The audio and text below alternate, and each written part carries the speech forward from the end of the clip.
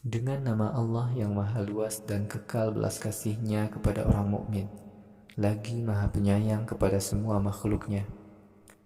Wahai Muhammad, katakanlah, aku berlindung kepada Tuhan yang menguasai manusia dan jin, Raja manusia dan jin, sesembahan manusia dan jin, dari keburukan pembisik yang licik, yang membisikkan kejahatan ke dalam hati manusia, pembisik kejahatan dari golongan jin dan manusia.